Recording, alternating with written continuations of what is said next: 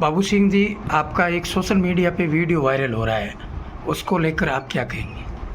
कल मतदान हो रहा था और मेरे गांव नाथरोग में बूथ संख्या 10 जो मेरा स्वयं का बूथ है जी और सवेरे 7 बजे जब पोलिंग शुरू हुई तो एक जवान मुख्य द्वार पर हमारी महिलाओं से आईडी कार्ड पूछ रहा था। आईडी कार्ड का मिलान उनके घूंघट ऊपर करके कर रहा था।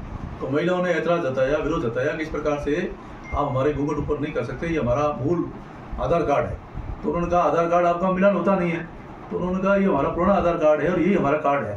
तो आधार कार्ड आईडी कार्ड के बहाना बना करके कई 50-60 महिलाओं को उन्होंने मताधिकार से वंचित किया और कई और ही मतदाताओं को वंचित किया, जिसकी शिकायत मुझे मेरे मतदाताओं ने करी। और जब वो बार बार बदतमीजी कर रहे थे तो वहाँ के मतदाताओं ने मतदान का बहिष्कार कर दिया और बहिष्कार करके सब लोग बाहर बैठ गए। इसकी सूचना मुझे मिली और मुझे भी वोट देने के लिए वहाँ जाना था। तो करीब 11 बजे मैं पहुँचा और आप देखेंगे कि 7 बजे से 11 बजे तक 4 घंटे में केवल 10% मतदान होने दिया। तो उन्होंने मतदान तक नहीं होने दिया। तब मैं वहाँ गांव में मेरे मतदान क्षेत्र में पहुँचा और मैंने उनसे पूछा कि इस प्रकार से घूंघट उठा करके आप महिलाओं के साथ बदसलूकी कर रहे हो और ऐसा क्यों कर रहे हो? तो उन्होंने पूछा कि आप पूछने वाले कौन होते हो? मैंने कहा मैं पहली बात तो मैं यहाँ का विधायक भी हूँ, मेरा मतदान क्षेत्र है, तो आप अंदर नहीं आ सकते। मैंने कहा भाई मुझे वोट देना है।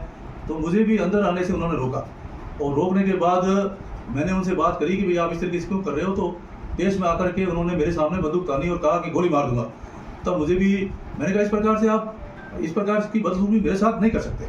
तो जितने में पुलिस के अधिकारी भी आ गए और मेरे को कहा भाई आप एमएलए साहब आप वोट दीजिए। तो मैं अंदर गया वोट देने के लिए और वोट दे के और मैंने उस अधिकारी को शिकायत करी कि ये जवान जो है मतदाताओं के साथ महिला मतदाताओं के साथ बदसलूकी बदतमीजी कर रहे हैं, इनके शराब की बदबू आ रही।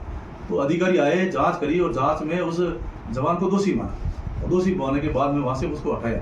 बस इतना सा इशू है, इससे ज़्यादा और कुछ बात नहीं।